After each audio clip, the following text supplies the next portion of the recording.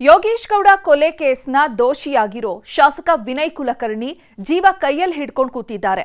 ನಾಳೆ ಎಷ್ಟು ವರ್ಷ ಶಿಕ್ಷೆ ಪ್ರಕಟ ಆಗುತ್ತೋ ಅಂತ ಜಡ್ಜ್ ಮುಂದೆಯೇ ಕಣ್ಣೀರಿಟ್ಟಿದ್ದಾರೆ.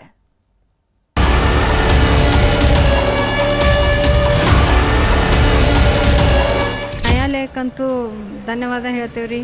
ಜೀವಾವಧಿ ಶಿಕ್ಷಣ ಆಗಲಿ ಅಂತೇಳಿ ಕೇಳ್ಕೊಂತೀವಿ ನಾವು.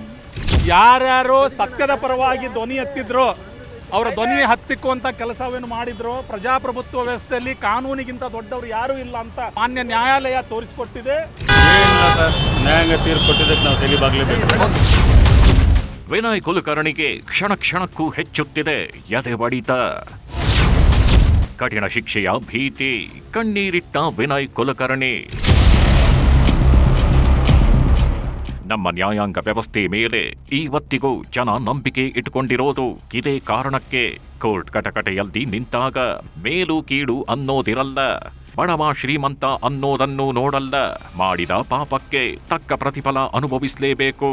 ಅದು ಆಳಾದ್ರೂ ಸರಿ, ಅರಸನಾದ್ರೂ ಸರಿ. ಈಗ ಶಾಸಕ ವಿನಯ್ ಕುಲಕರ್ಣಿ ವಿಷಯದಲ್ಲೂ ಇದೇ ಆಗಿದೆ. ಯೋಗೇಶ್ ಗೌಡ ಕೊಲೆ ಕೇಸ್ನ ಸುಳಿಯಲ್ಲಿ ಸಿಲುಕಿದ್ದ ವಿನಯ್ ಕುಲಕರ್ಣಿಗೆ ಕಾನೂನಿನ ಕುಣಿಕೆ ಬಿಗಿಗೊಂಡಿದೆ.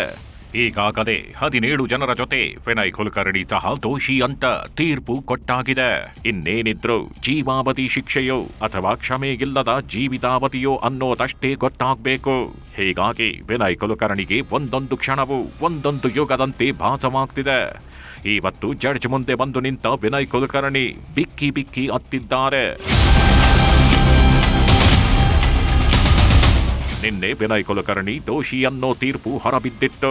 ಅಪರಾಧಿಗಳಿಗೆ ಶಿಕ್ಷೆಯ ಪ್ರಮಾಣ ಪ್ರಕಟವನ್ನ ಇವತ್ತಿಗೆ ಮುಂದೂಡಲಾಗಿತ್ತು.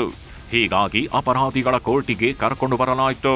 ವಾದ ಪ್ರತಿವಾದ ಶುರುವಾಗ್ತಿದ್ದಂತೆ ಎರಡೂ ಕಡೆಯವರು 16 ವಿಷಯಗಳನ್ನ ನ್ಯಾಯಾಧೀಶರ ಮುಂದಿಟ್ರು. ಅತ್ಯಂತ ಭೀಕರವಾಗಿ ಯೋಗೇಶ್ ಗೌಡನ ಕೊಲೆ ಮಾಡಿದ್ದಾರೆ. ಸಾಕ್ಷ್ಯಗಳನ್ನ ತಿರುಚಿದ್ದಾರೆ. ಸಾಕ್ಷಿಗಳಿಗೆ ಬೆದರಿಕೆ ಹಾಕಿದ್ದಾರೆ. ಹಣದ ಆಮಿಷ ಒಡ್ಡಿದ್ದಲ್ಲದೆ ಶಾಸಕ ಸಚಿವ ಸ್ಥಾನ ದುರ್ಬಳಕೆ ಮಾಡಿಕೊಂಡಿದ್ದಾರೆ. ಶಾಸಕರಾಗಿ ಕಾನೂನು ಕೈಗೆತ್ಕೊಂಡು ಕೊಲೆ ಮಾಡಿಸಿದ್ದಾರೆ. ನ್ಯಾಯಾಂಗ ವ್ಯವಸ್ಥೆ ಮೇಲೆ ಇವರಿಗೆ ಸ್ವಲ್ಪವೂ ಭಯವಿಲ್ಲ. ಪೊಲೀಸರನ್ನು ದುರ್ಬಳಕೆ ಮಾಡಿಕೊಂಡಿದ್ದಾರೆ. ಅಪರಾಧಿಗಳಿಗೆ ಕಠಿಣ ಶಿಕ್ಷೆಯಾಗಲೇಬೇಕು. ಕಾನೂನಿನಲ್ಲಿ ಯಾವ ಗರಿಷ್ಠ ಶಿಕ್ಷೆ ಇದೆಯೋ ಅದನ್ನ ನೀಡಬೇಕು ಅಂತ ವಾದ ಮಂಡಿಸಿದ್ರು. ನಂತರ ವಾದ ಪ್ರತಿವಾದ ಮಂಡಿಸಿದ ವಿನಯ್ ಪರ ವಕೀಲ ಶ್ಯಾಮ್ ಸುಂದರ್. ಯಾರನ್ನೂ ಸಾಯೋವರೆಗೂ ಜೈಲಲ್ಲಿ ನೋಡೋಕ್ಕಾಗಲ್ಲ. ಆರೋಪಿ ವಿನಯ್ ಈಗಾಗಲೇ ತುಂಬಾ ನೊಂದಿದ್ದಾರೆ. ಸಾವಿರಾರು ಜನ ಅವರ ಮೇಲೆ ನಂಬಿಕೆ ಇಟ್ಟಿದ್ದಾರೆ. ಒಳ್ಳೆ ಗುಣ ಇರೋ ವ್ಯಕ್ತಿ ಅಂತ ಅನ್ನಿಸ್ಕೊಂಡಿದ್ದಾರೆ. ಫಾರ್ಮ್ನಲ್ಲಿ 3,000 ಹಸುಗಳನ್ನು ಸಾಕಿದ್ದಾರೆ. ವಿನಯ್ ಕುಲಕರ್ಣಿಗೆ ಚಿಕ್ಕ ಮಗ ಇದ್ದಾನೆ. ಜೀವಾವಧಿ ಶಿಕ್ಷೆ ಕೊಟ್ಟರೆ ಎಂಥವರೂ ಬದಲಾಗ್ತಾರೆ. ಹೀಗಾಗಿ ಸುಧಾರಣೆಗೆ ಅವಕಾಶ ಇರೋ ಶಿಕ್ಷೆ ನೀಡಿ. ವಕೀಲರ ವಾದ ಪ್ರತಿವಾದ ಮುಗಿತಾಗಿದ್ದಂತೆ ವಿನಯ್ ಕುಲಕರ್ಣಿ ಜಡ್ಜ್ ಮುಂದೆ ಕಣ್ಣೀರಿಟ್ಟಿದ್ದಾರೆ. ಇದು ರಾಜಕೀಯ ಪ್ರೇರಿತ, ಸಹಿಸಲು ಆಗದವರ ಪಿತೂರಿ. ಧಾರವಾಡದ ಜನರನ್ನೇ ಕೇಳಿ, ಯಾರಿಗೂ ತೊಂದರೆ ಮಾಡಿಲ್ಲ. ನಾನೊಬ್ಬ ಕೃಷಿಕ. 3,000 ಹಸುಗಳು ಇದಾವೆ. ಹಸುಗಳ ಪೋಷಣೆ ಮಾಡಬೇಕು. ನಾನು ತಪ್ಪು ಮಾಡಿಲ್ಲ ಸಾರ್ ಅಂತ ಕಣ್ಣೀರಿಟ್ಟಿದ್ದಾರೆ.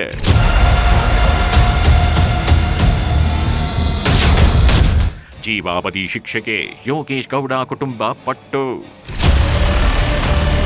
ಮನೆ ಮಗನನ್ನ ಕಳೆದುಕೊಂಡಿರೋ ಯೋಗೇಶ್ ಗೌಡ ಕುಟುಂಬಸ್ಥರು ಜೀವಾವಧಿ ಶಿಕ್ಷೆಯೇ ಆಗ್ಬೇಕು ಅಂತಿದ್ದಾರೆ. 10 ವರ್ಷದ ನಂತರ ನಮ್ಮ ತಮ್ಮನ ಸಾವಿಗೆ ನ್ಯಾಯ ಸಿಕ್ಕಿದೆ ಅಂತ ಸಂತಸ ವ್ಯಕ್ತಪಡಿಸಿದ್ರು. ಈ ರೀತಿ ಯಾವುದೋ ರಾಜಕೀಯ ಆಗಲಿ, ಯಾವುದೋ ಇದರಲ್ಲಿಂತ ಪ್ರೆಷರ್ ಆಗಿ ದುಡ್ಡಿಗೆ ಎಲ್ಲದಕ್ಕೂ ಹಮೇಶ ಹೊಂದಬೇಡ್ರಿ. ಏನು ಯಾವುದೋ ಇದು ಸಣ್ಣ ಪುಟ್ಟ ಕೇಸ್ ಇದ್ದರೂ ನೀವು ಇನ್ವಾಲ್ವ್ ಆಗಿ ರಾಜಕೀಯವ್ರು ಬೆನ್ನು ಹತ್ತಬೇಡ್ರಿ. ಬಟ್ ಆಮೇಲೆ ನಮ್ಗೆ ಕೋರ್ಟ್ ಇದೆ, ಕಾನೂನು ಇದೆ, ಕೋರ್ಟ್ ತಕ್ಕ ಇದನ್ನು ಮಾಡಿರಿ ಅಂತೇಳಿ ನಾನು ಎಲ್ಲರಿಗೂ ಹೇಳ್ಕೊತೀನಿ. ನಮ್ಗೆ ಲೈಫ್ ಆಗ್ಬೇಕಂತೇಳಿ ನಮ್ಮ ಮನೆ ಇದು ಮಾಡಿದ್ದಕ್ಕೆ ಲೈಫ ಸಿಗಲ್ಲ ಅಂತೇಳಿ. ಯಾಕಂದ್ರೆ ನಮ್ಮ ದೊಡ್ಡ ನಾವು ಉದಯಗೌಡರು ಇದ್ದಾಗಿಂತರೂ ಅವರು ಹೆಲ್ಪ್ ಐತಿ. ಅವ್ರ ಕೈವಾಡ್ಲಿಂತ ನಮ್ಮ ಮನೆಯಿಂದಾಗಿತ್ತು. ಅದಾದಮೇಲೆ ಮತ್ತು ಅದು ಒಂದಿಷ್ಟು ದಿನಕ್ಕೆ ನಮ್ಮ ತಮ್ಮನೂ ಅದೇ ರೀತಿ ಮಾಡ್ಬೇಕಂತ ಪ್ಲ್ಯಾನ್ ಮಾಡಿ ನಮ್ಮ ಮನೆಗೆ ಇದು ಮಾಡ್ಬೇಕಂತ ಕುಂತು ಈ ರೀತಿ ಮಾಡ್ಯಾರ. ಅದಕ್ಕೆ ನಮ್ಗೆ ಇಷ್ಟು ಲೈಫ್ ಆಗಲಿ ಅಂತೇಳಿ ನಾವು ಜೀವಾವಧಿ ಶಿಕ್ಷಣ ಆಗಲಿ ಅಂತೇಳಿ ಕೇಳ್ಕೊತೀವಿ ನಾವು. ನಮ್ಮ ತಂದೆ, ನಮ್ಮ ತಾಯಿ, ನಮ್ಮ ತಮ್ಮ ಎಲ್ಲರಿಗೂ ಇದರಲ್ಲಿಂತ ಆತ್ಮಕ್ಕೆ ಶಾಂತಿ ಸಿಗಲಿ ಅಂತೇಳಿ ಕೇಳ್ಕೊತೀವಿ. ಸರ್, ನಾವು ನ್ಯಾಯಾಲಯಕ್ಕಂತೂ ಧನ್ಯವಾದ ಹೇಳ್ತೇವ್ರಿ. ಮತ್ತು ಬಸವರಾಜ್ ಅಣ್ಣಾಗ ಮತ್ತು ಮುತ್ತಿಗೆ ಅಣ್ಣಾಗ ಭಾಳ ಥ್ಯಾಂಕ್ಸ್ ಹೇಳ್ತೇವ್ರಿ ಸರ್. ಅವರು ನಮಗೆ ನ್ಯಾಯ ಕೊಡಿಸಿದ್ರು ಮತ್ತು ನಮ್ಗೆ ಭಾಳ ಖುಷಿ ಐತ್ರಿಪ್ಪ. ಅವ್ರಿಗೆ ನ್ಯಾಯ ಸಿಕ್ಕೈತಿ, ನಮ್ಗೆ ಖುಷಿ ಆಗೈತೆ ರೀ ಸರ್. ಲೈಫ್ ಆಗ್ಬೇಕು ಸರ್, ಅವ್ರಿಗೆ ಜೀವಾವಧಿ ಶಿಕ್ಷಣ ಆಗಬೇಕು ಅಂತ ನಾವು ಬಯಸ್ತೀವಿ. ಆದರೆ ದೇವ್ರು ಏನು ಇದು ಮಾಡ್ತಾನೆ ಅದ್ರ ಮ್ಯಾಗ ಸಿಗ್ತೈತೆ ಸರ್. ಎಷ್ಟು ಇದು ಮಾಡ್ಯಾರಂದ್ರೆ ಸಿಕ್ಕೇ ಸಿಗ್ತೈತೆ ಸರ್. ಇವತ್ತು ವಾದ ಪ್ರತಿವಾದ ಆಲಿಸಿದ ನ್ಯಾಯಾಲಯ ನಾಳೆಗೆ ತೀರ್ಪು ಮುಂದೂಡಿದೆ. ಹೀಗಾಗಿ ವಿನಯ್ ಕುಲಕರ್ಣಿಗೆ ಯಾವ ಶಿಕ್ಷೆಯಾಗುತ್ತೆ ಅನ್ನೋದು ಕೆಲವೇ ಗಂಟೆಗಳಲ್ಲಿ ಗೊತ್ತಾಗಲಿದೆ.